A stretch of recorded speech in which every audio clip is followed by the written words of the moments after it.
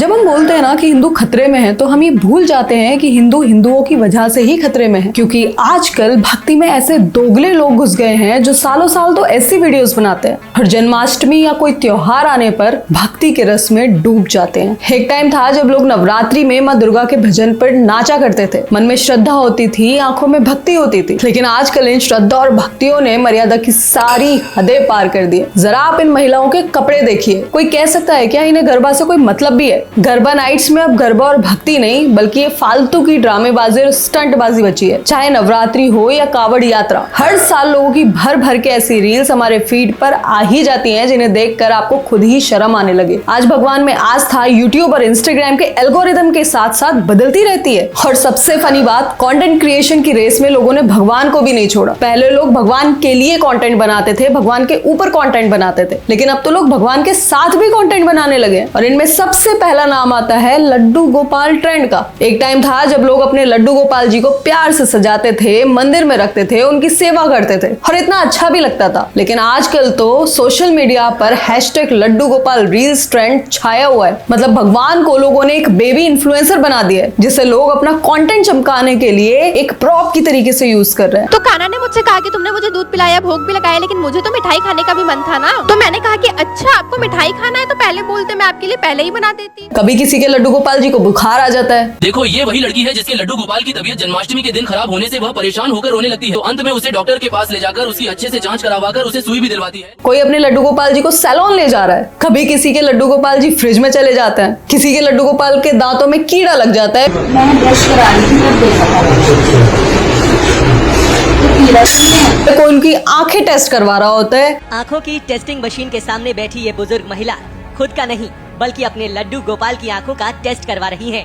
और अगर किसी के लड्डू गोपाल जी ज्यादा ही खा ले तो देखिए क्या क्या कंटेंट बना रहे हैं लोग। हमारा लला तो कोई चीज स्वादा की बन जाए तो छिक्के खा तो अब पेट में दर्द है कल ही टट्टी ला से देखा पड़ा कल ही टट्टी।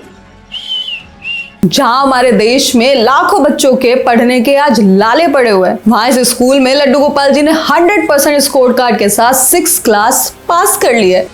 तो देखिए ये लड्डू गोपाल जी का रिजल्ट यहाँ पर आया है। मैरीगोल्ड पब्लिक स्कूल में 6th क्लास में है ये और ये इनकी क्लास टीचर हैं जी। तो क्या रिजल्ट आया मैम? रिपोर्ट कार्ड 100% रिजल्ट है। 100% रिजल्ट है। क्या बात है। कि कैसी भक्ति है जहां हमने भगवान और आम इंसान के बीच में कोई फर्क छोड़ा ही नहीं है। मैं ये नहीं कह रही कि अपने भगवान से प्यार करना गलत है, पर जब वो प्यार पब्लिसिटी बन जाए तो वो श्रद्धा नहीं शो ऑफ हो जाता है। कभी सोचा है अगर सच में भगवान या लड्डू गोपाल ऐसे ही स्कूल में चलकर जाने लगे तो हम उनके दर्शन करेंगे, अपनी इच्छाएं बताएंगे या फिर उनके साथ रील बनाएंगे? सोच कर देखो। खैर ये लड्डू गोपाल ट्रेंड तो फिर भी कुछ टाइम पुराना है, लेकिन अभी कुछ सालों में एक नई बीमारी निकल कर आई है जो गरबा के टाइम पर ही दिखती है, जिसका नाम है outfit of the day competition. Garba ground सब भक्ति के नहीं OTT कंपटीशन के सेंटर बन गए हैं। लेकिन आजकल जो लोग गरबा नाइट्स में जाते हैं, जब उन्हें परोसा ही जा रहा है शीला की जवानी जैसे सॉन्ग्स और रेव पार्टी जैसा एनवायरमेंट, तो उनकी भी क्या गलती?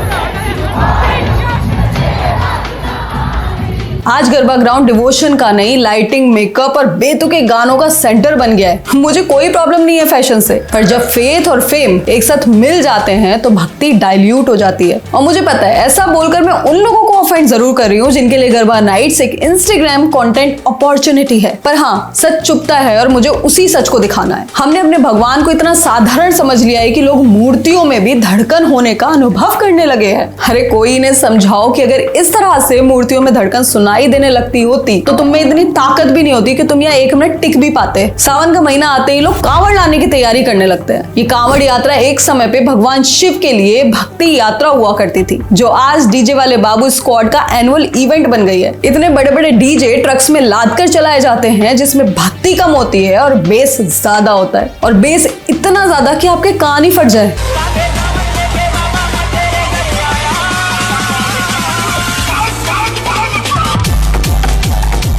भाई साहब डीजे वाले अलग ही एक दूसरे से कंपटीशन में लगे हुए हैं। और कंपटीशन तो भारी से भारी कावड़ लाने का भी है, चाहे इतनी भारी कावड़ लेके उनसे चला ना जा रहा हो, लेकिन लाना है। अरे भाई, जिन भोलेनाथ के लिए ये सब कर रहे हो ना, उन्हें इन सब की जरूरत भी नहीं है। वो तो भोलेनाथ है, मन से लाए गए एक लोटे जल में भी खुश हो जाने वाले। और वैसे भी आज की तारीख में ये कोई यात्रा नहीं दिखती, बल्कि लाखों बेरोजगारों की चलती फिरती रेव पार्टी दिखाई देती है।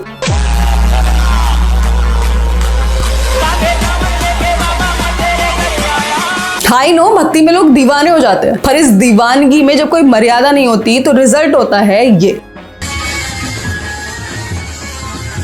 अब इस भगवा रंग में नाचती हुई इन लड़कियों को देखकर किसी की आस्था को ठेस क्यों नहीं पहुंच रही? क्योंकि वैसे तो किसी गाने में हीरोइन की भगवा ड्रेस देखकर या किसी रेस्टोरेंट में भगवा रंग के नैपकिन्स को देखकर इनकी आस्था बड़ी जल्दी भंग हो जाती है। देखना नहीं चाहिए, यहाँ पे मैं एसपी को डीएसपी को सबको लेके आऊंगा। ये मजाक नहीं चल रहा है, हिंदू धर्म के साथ ही क्यों मजाक चल रहा है यहाँ पे? और इतनी भंग हो जाती है कि आतंक काट देते हैं। और मुझे ये कहने में कोई शर्म नहीं है कि आज कावड़ यात्रा, पवित्र यात्रा कम बल्कि पब्लिक न्यूसेंस ज्यादा हो गई है। इंटरनेट ने भक्ति को भी एल्गोरिदम बना दिया है।